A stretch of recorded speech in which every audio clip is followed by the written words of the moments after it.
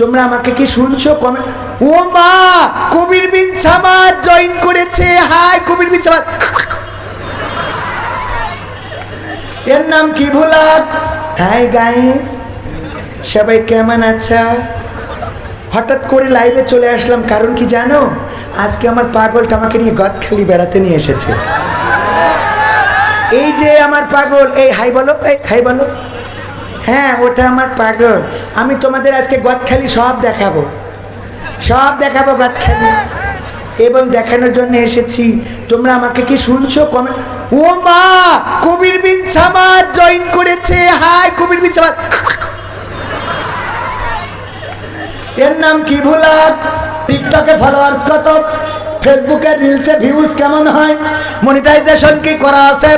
আপনি কি টিকটক করতে পারেন? আপনি কি কাপড় ভুলাক করতে? কাপড় ভুলাক বোঝেন না? বোঝেন কি না? এখন কাপড় ভুলাক করা লাগে, গদখালি যেতে হবে। গদখালি যাবে, বউ ভিডিও করবে, ফোন একটা কোন জায়গায় আছে, পকেটে আছে, ফোন একটা ধরে সামনে থাকবে, পিছনে বলবে হাই গাইস, সবাই কেমন আছো? হঠাৎ করে লাইভে চলে আসলাম, কারণ কি জানো? আজকে আমার পাগলটা আমাকে নিয়ে গদখালি বেড়াতে নিয়ে এসেছে। এই যে আমার পাগল, এই হাই বলো, এই হাই বলো। হ্যাঁ, ওটা আমার পাগল। আমি তোমাদের আজকে গদখালি সব দেখাবো, সব দেখাবো গদখালি, এবং দেখানোর জন্য এসেছি। তোমরা আমাকে কি শুনছো? কমেন্ট। ও মা, কবির বিন সামাদ জয়েন করেছে। হাই কবির বিন সামাদ। এর নাম কি ভুলাক? আছে না নাই? আল্লাহ বলল ঢিলা ঢালা জামা কাপড় পরার জন্য আমার মা বোনেরা বুরখা পরে পরে আবার কায়দা করে টাইট করে মাজায় বাঁধে, যে পাশার সাইজটা কত যেন মাপ নিতে পারে। নাউজুবিল্লাহ বলবেন না? তা না হলে ওকে দড়ি বাঁধতে হবে কে জন্য? আমার এটা বোঝা দিন, মাজায় দড়ি বাঁধতে হবে কোন দুঃখী? এই ঠিক বলছো হুজুর, কথা মা না বলি তুমি উপায় নেই, তো ছেলে মিলে ঠান্ডা রাখতে পারছি। ওরা এই জন্য গায়ে বোরখাওয়ালা মেয়ে আমার পাগল করিয়েছে, কারণ তুই যেভাবে বান্ধিছিস ওই বান্ধা সাইডে পর্যন্তই তো। আমিও তো বলছি সাইডে পর্যন্ত, আবার খাতায় লিখতে হবে, ও অসুবিধা নেই তো। ওরা সাইডে পর্যন্ত আমি সে তো আমি বুঝেছি, ও তো মাথার মধ্যে আসে, এর তো আর চাইল ডাইল চলবো না। এন খালি প্যাকেট নিয়ে যাবে, ওকে পকেটে বিড়ি সিগারেট যা আছে দিয়ে দেবে, ঠিক না ভাই? ঠিক এই আছে না? নাই, যাদের আছে তারা দেবেন, আমরা পেয়েছি নেবো, সমস্যা কি? গোলাম রব্বানী ভাই বললো যার যা আছে পকেটে দিয়ে দেন প্যাকেটে। একজন 2 প্যাকেট আকিস বিড়ি দিয়েছে, দিয়ে আবার লিখে দিয়ে হুজুর আমার তো শেষ সম্বলে 2 প্যাকেট আকিস বিড়ি আজ কিনিলাম, খাইলে এইটাও নেই, আমার হাগাও হবে বলে মনে হয় না। তাও আমি দিয়েছি, কারণ কি? কারণ আপনি বলেছেন যার যা আছে পকেটে দিয়ে দেন প্যাকেটে, আমি দিয়েছি। আমার দাবি আছে। কি দাবি? 1 প্যাকেট কমিটি দেবেন, আর 1 প্যাকেট আপনি বাড়ি যাওয়ার সময় গাড়িতে বসে টানবেন। বুদ্ধি আছে না নাই? গোলাম রব্বানী ভাইয়ের ঘটনা, আমার না কিন্তু। তো এই জন্যে পকেটে যা আছে প্যাকেটে দেবে। প্যাকেট নিয়ে স্বেচ্ছাসেবক খালি রেডি থাকতে কন, সাথে যদি ছোটোখাটো লাঠি থাকে তাও নিয়ে রাখতে কন, যে দেবে না সপান করি বাড়ি বসে দেবে। তো ওয়াজ শুনবা, এত টাকাতে হুজুর নিয়ে আসি, টাকা দেবা না পাকাবো ভাই যাও। ওই যে টাকা রেডি করে রেখেছে না, ও বিড়ি বিড়ি কি ও টাকা, তাও ভালো হয়েছে, বিড়ির প্যাকেট দেখাচ্ছে। আমাদেরকে একটু পিকনিকে নিয়ে যাবো গদখালিতে, আমার সাথে 10 জন যাইতে পারবে। উনি 10 জনরে দাওয়াত দিয়েছে, আমরা 10 জনের জায়গায় এমনি সেমনি করে 20 জন হয়ে গেছে। সভাপতি জানে যে 10 জনরে ডাকলে 20 জন হবে, কারণ সে প্রভাবশালী মানুষ। এই জন্য বুদ্ধি করে 10 জনের জন্য ভাত আর 10 জনের জন্য মুড়ি ভাজা এই জাতীয় কিছু নিয়েছে, যে অন্তত যদি লোক বেশি হয় তাহলে কিছু লোকের ভাত খাওয়াবো আর কিছু লোকের মুড়ি খাওয়াবো। আমার কাছে জিজ্ঞাসা করছে কবির বিন সামাদ, আপনি কি খাবেন? মুড়ি খাবেন না ভাত খাবেন? আমি বললাম ভাত খেয়ে তারপর মুড়ি খাবো। বেকায়দা না? উনি বাঁচাতে চান যে যদি কেউ ভাত খায় তাইলে মুড়ি খাওয়াবো না, আর কেউ মুড়ি খাইলে ভাত খাওয়াবো না। বলে দিলাম ভাত খেয়ে তারপর ওই যে ডাক্তারের কাছে যে জিজ্ঞেস করছে না, ডাক্তার বলেছে যে শোনেন আপনার যে শরীরের কন্ডিশন, আপনি এখন থেকে সকালে 1টা, দুপুরে 2টা, রাত্রে 2টা রুটি খাবেন। তো বাজা হুজুর ডাক্তার সাহেব ভাত খাওয়ার আগে না খাওয়ার পরে? বাজা শয়তান তোর ভাত খাওয়াবে না বলেই তো বলছি রুটি খাতে। ওর খাওয়ার আগে না পরে হিসেব করতেছে রুটি খাবে। ওর বেকায়দা অবস্থা হয়েছে বলেই তো একটু কন্ট্রোল করে দিচ্ছে যে একটা রুটি দুটো রুটি। ও বলছে ডাক্তার সাহেব ভাত খাওয়ার আগে না পরে। কথা বোঝেননি? হ্যাঁ, 4 ডের মধ্যে আমি যদি শেষ করতে পারেন করে দিই। আমারও কষ্ট আছে শুনে বলবো আর একটু। হ্যাঁ, 4টে পর্যন্ত তো ভালো করে বুঝলেন। আমি টাইমের ব্যাপারে খুব এলাক। আমার খাতি দেন না দেন টাইমটা ঠিক রাখে। আমার 2টা জিনিস ঠিক রাখতে হবে, একটা হলো আর্থিক বিষয় আর একটা হলো টাইমের বিষয়। এই দুটোরে জীবনে যে গুরুত্ব দিতে পারিনি সে জীবনেরই গুরুত্ব দিতে পারিনি। বোঝেননি? সময় মানেই তো জীবন।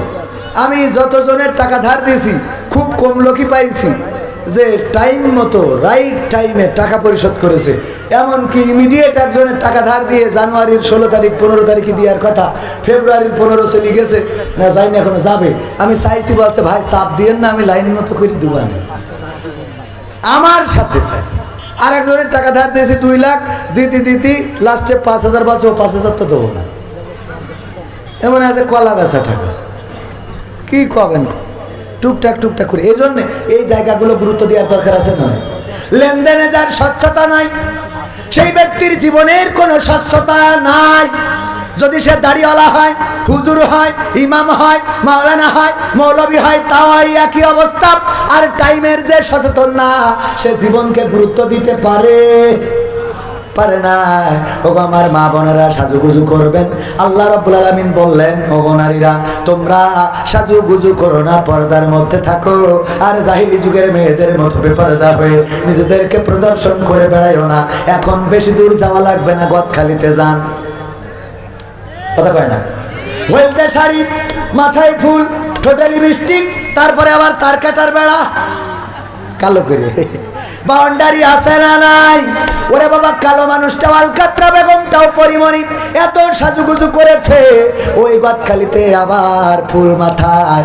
এইগুলো দেখার জন্য আমার যুবকেরা যায়, ওই দেখে মাথা নষ্ট হয়ে যায়। আব্বা বিয়ে দে।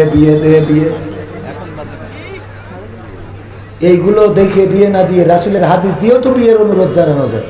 রাসূলের হাদিস আছে না? বিশ্বনবী বললেন, ওগো আমার সাহাবীরা শুনে নাও, যদি তোমরা স্ত্রীদের সাথে মিলন করো, যদি নারীদের সাথে স্ত্রীদের সাথে সঙ্গম করো, তোমাদের স্ত্রীদের সাথে যখন তোমরা একান্তে সময় কাটাও, এই সময়ের জন্যও আল্লাহ রাব্বুল আলামিন তোমাদের আমল নামায় সওয়াব লিখে দেন।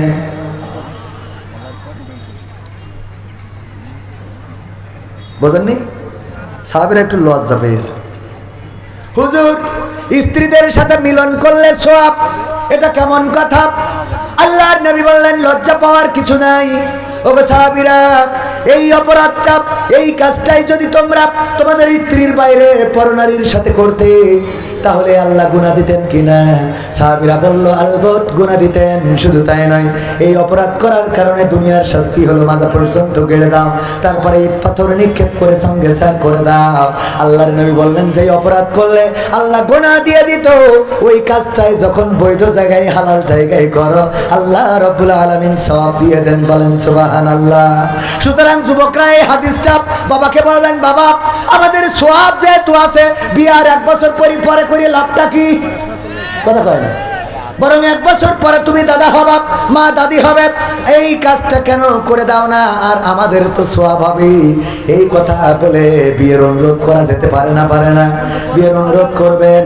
ওগো আমার মা বোনেরা, আর আপনারা যে চেহারা দেখান, আলকাতরা বেগম পরিমণি সাজেন, এই সাজার পরে কিন্তু বাসরের পরে আস্তে করে 3 রাত 5 রাত 7 রাত 1 মাস 2 মাস, তারপরে সম্পর্কে ফাটল ধরে যায়। বলেন ঠিক কিনা? ঠিক না বেঠে? কারণ কি? একজনের বিয়ে হয়েছে, বিয়ে করার পরে কেশবপুরের বিউটি পার্লারের যে মালিক, তার কাছে যেয়ে বলছে, ভাই এই যে আপনার জন্য iPhone 16 pro max, iPhone 16 pro max 2 লাখের উপরে দাম, এটা দিলাম আপনাকে। কেন? কয় আপনি কালকে আমার স্ত্রীকে সাজিয়ে দিয়েছিলেন।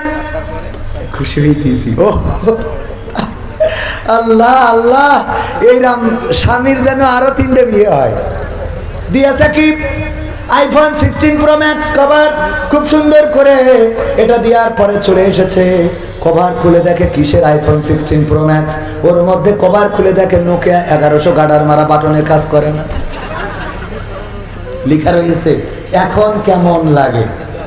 এখন তার মানে হলো গতকালকে তুমি যেইটারে সাজাইয়া দিছিলাম ওইটা আমি ওই যে ঘুমটা বাসর রাতে ঘুমটাটা সরাইলাম, সরাই দেখলাম পরিমণির খালাতো বোনের মতো লাগে, কিন্তু গোসলের পরে সকালবেলা দেখি এইটা আগে মনে করেছিলাম আইফোন 16 প্রো ম্যাক্স, গোসলের পরে সকালবেলা দেখি নোকিয়া 1100, তারপরেও গাডার মারা বাটনেও কাজ হচ্ছে না। তা বোঝেননি? এরকম ঘটে না ঘটে না? আর আগের সময় বিয়ে দিতে গেলে আমার সভাপতি সাহেব মুরব্বী যারা আছেন তারা যে জিজ্ঞাসা করতেন, ওগো মা বলো দেখি তুমি কোরআন পড়তে পারো কিনা? বলতো হ্যাঁ পারি। তাইলে এই কোরআনের 2টা লাইন পড়ে শোনাও। বের করে দিয়ে সামনে ধরা হতো, নাও 2টা লাইন পড়ে শোনাও। 2টা লাইন পড়ে শোনাতো গুনগুন করে, তারপরে বলতো সূরা ইয়াসিন মুখস্থ আছে কিনা, আর রহমান পারো কিনা, আয়াতুল কুরসিটা হবে কিনা। জিজ্ঞাসা করা হতো, ওগো মা বলো দেখি নামাজের আরকান আহকাম কয়টা, ওযু ভঙ্গের কারণ কয়টা, ওযুর ফরজ কয়টা, তায়াম্মুম করার বিধান কখন কার্যকর হয়, এমনি ভাবে জিজ্ঞাসা করা হতো। যখন সব প্রশ্নের উত্তর দিতে পারত আমাদের চাচারা বলতেন ঠিক আছে মেয়েটা চেহারা একটু কমা কিন্তু অন্য দিক থেকে 100-এ 100, সুতরাং এই মেয়েটাকে ঘরে নিয়ে যায়, জাতের পানি ওই যে নদীর পানি ঘোলা ভালো, জাতের মেয়ে কালো ভালো, এই বলে মেয়েটারে অ্যাকসেপ্ট করে দিত যে এই মেয়েটারে বিয়ে দেব আমাদের সন্তানের সাথে। আর এখনকার জামানায় মুরব্বীরা তো দেখতে যাওয়ার সুযোগ নাই, আমার ইয়াং যুবকেরা যাবে, তরুণ কিশোরেরা যাবে, আর সাথে নাই ভাবিদেরকে অথবা বোন বান্ধবীদেরকে নিয়ে যায় মেয়ে দেখার জন্য। যাওয়ার পরে মেয়েটারে জিজ্ঞাসা করে, বলে এই তোর ভাবিরে জিজ্ঞা, আমার কই ভাই জিজ্ঞেস করেন, আমি অ্যাকশন মেরি কই ভাবি আপনার টিকটকে ফলোয়ার্স এখন কত? ঠিক না বেঠে?